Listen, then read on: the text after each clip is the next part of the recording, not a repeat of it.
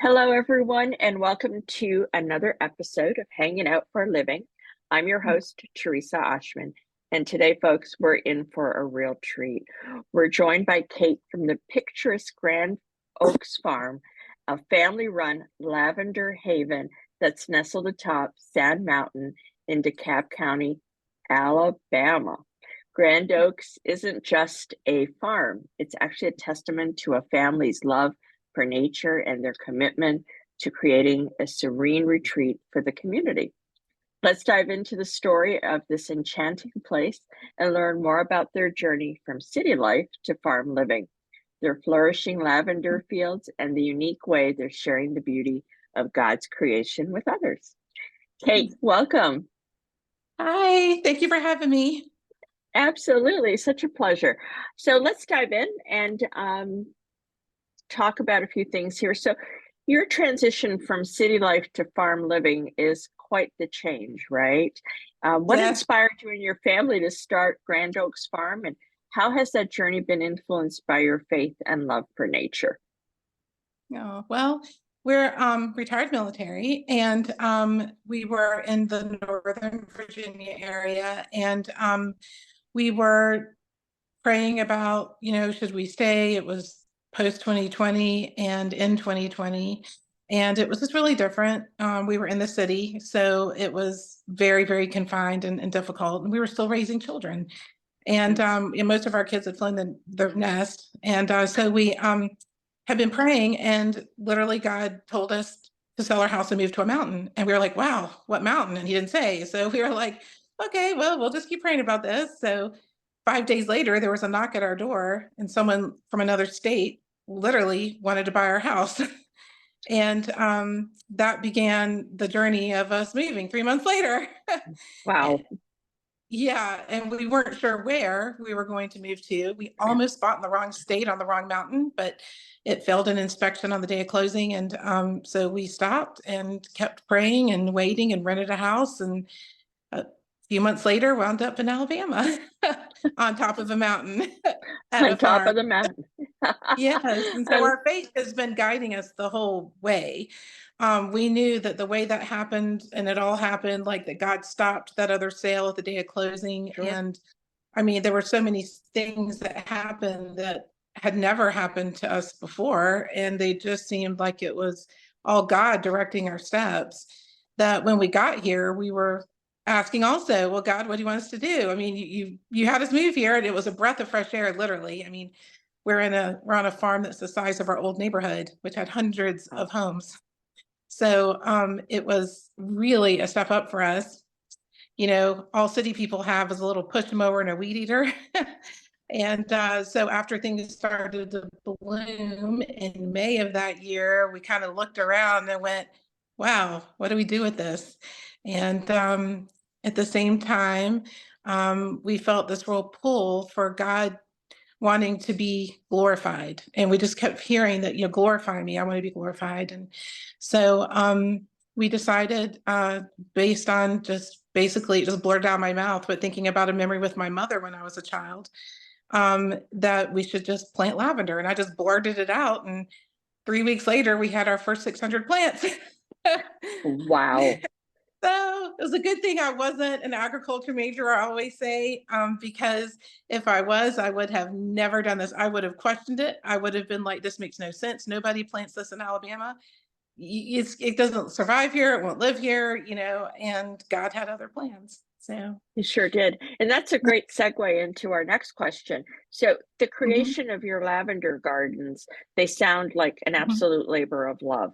Can you Yeah. describe the process of like the hand tilling and planting these gardens and how it's become a central part of Grand Oaks Farm's identity?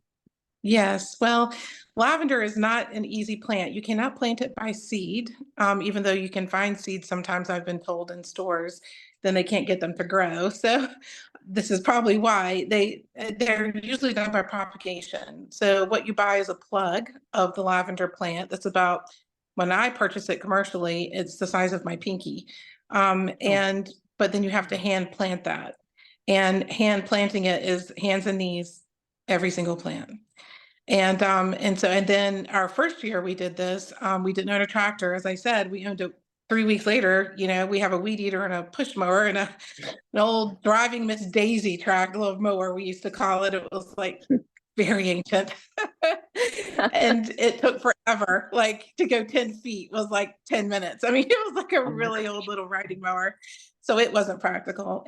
But my husband, I remember standing at the kitchen sink one day looking out the window, and he was still out there. Like I remember seeing a Little House on the Prairie, like that show where Charles is out Yep. there like and doing everything. Yeah. And he had rigged up the only thing that we purchased when we first got here, just simply so we could like take care of the property and inspect it every day, was an ATV that held four Oh, people so that we could, as a family, well, we still have two kids here, so we could drive the farm. He had taken the ATV and rigged it up with all his past military training with these bars and things off the back of it. He was trying to get something else to help drag the earth and till it.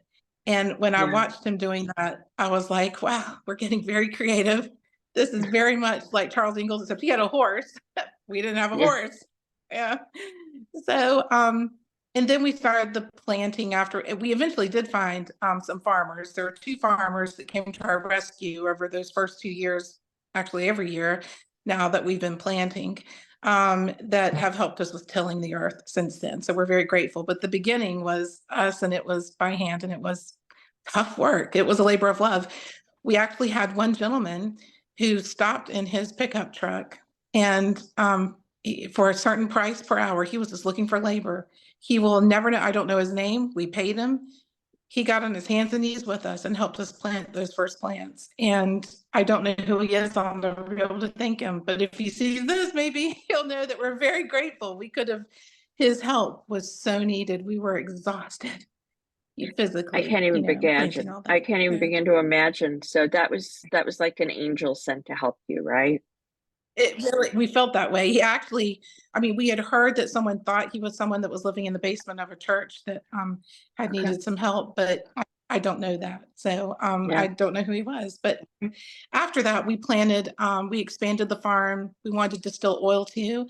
And so that's a different type of lavender. And so we learned about that lavender. And then we planted a bunch of that above our lake, which is the tallest point of our farm. It overlooks the lake. And I love it because we planted it in the shape of a cross, and you can actually Oh, see it on Google Earth, which is really cool. oh, now I have to go look. Yeah, you do. It's really neat that you can look down and see that the cross above the lake. So we've just tried to honor God with everything we're doing here and just feeling led by him with whatever we're doing. So Absolutely. So if any of our viewers or listeners do the Google Earth thing, mhm. take a screenshot and just post it and post it in the comments here. It'd be great to see Yeah, um, it would. yeah, it would be fun.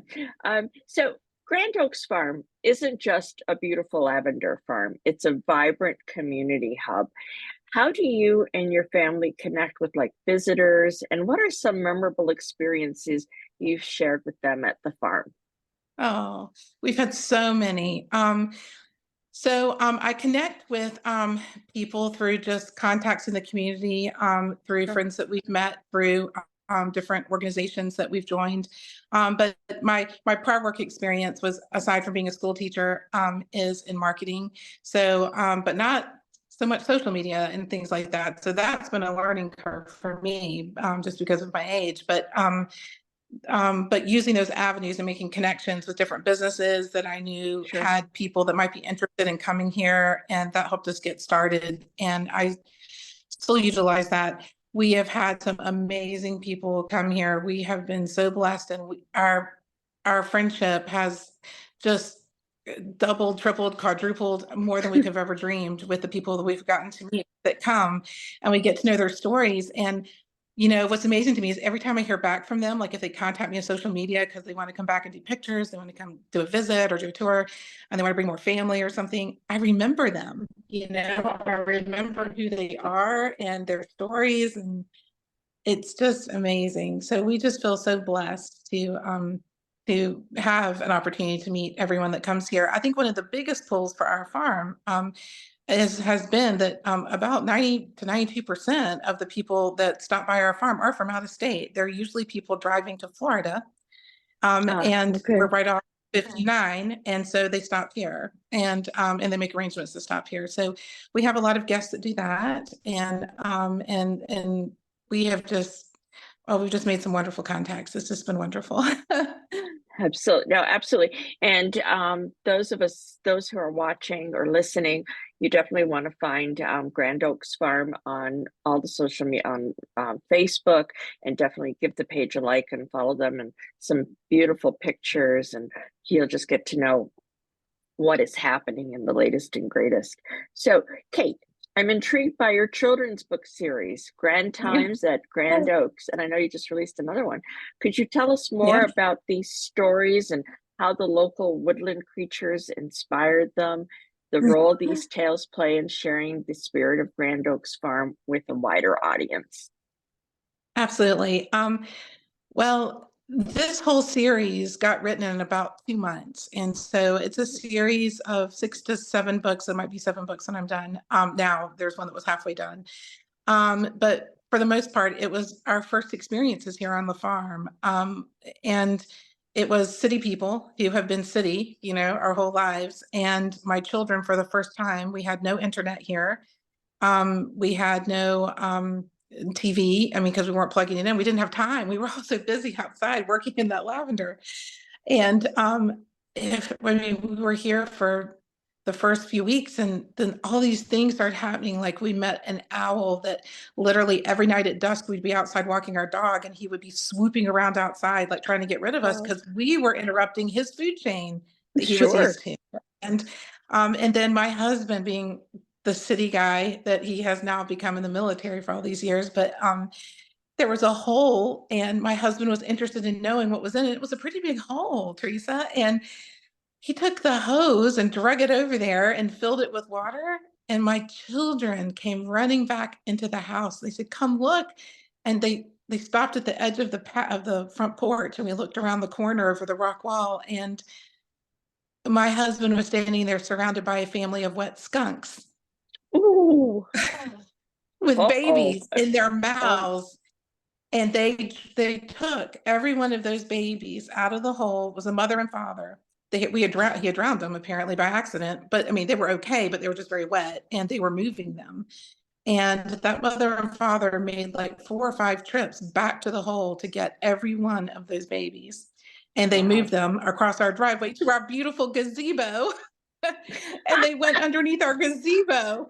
And so now when we do tours, people are always like, "Oh, can we go to the gazebos and do pictures?" And we're like, "Don't Mm-mm. recommend it." Yeah. I don't go to the gazebo either. I mean, they probably moved on by now, but we just Hey, never you never forgotten. But know. like that inspired you don't. So that inspired one of the stories about the skunk family, and what it was like to have experienced that and in their new house. And my kids, everything started to come to life. And at the same time, all that was happening, right outside one of our windows on the second floor, a birds that had been coming back for generations apparently made a nest there every year.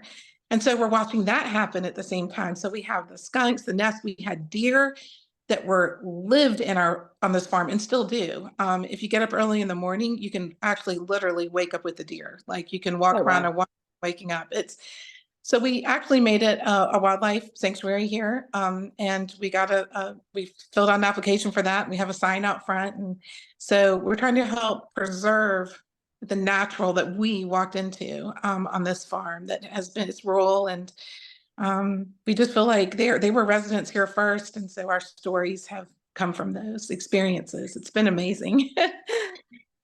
I'm looking forward to. I got your text message with the cover of your latest book, and folks, it's Yeah. available on Amazon. You want to go get it, okay? Um, Uh, I'll put it in the description of this video so you'll all see it. And first and Great. foremost, Kate, thank you to you and your husband for your service to our great country. And thank you also so much for sharing your heartwarming story of and the journey of Grand Oaks Farm with us today. It's really truly inspiring to see how you've transformed your love for nature and God into a sanctuary for others to enjoy. To our viewers and listeners, if you're ever in DeKalb County, Alabama, do pay a visit to Grand Oaks Lavender Farm. Immerse yourself in the tranquility of their lavender fields. Enjoy some lavender tea and experience the beauty of this very special place. So whether you'd like to continue the conversation with Kate, or better still, plan a visit to Grand Oaks Farm, you'll find contact details in the description of the video. Remember, there's always something grand waiting for you at Grand Oaks. Thanks so much, Kate, and everyone who tuned in. We'll see you another time. Bye for now.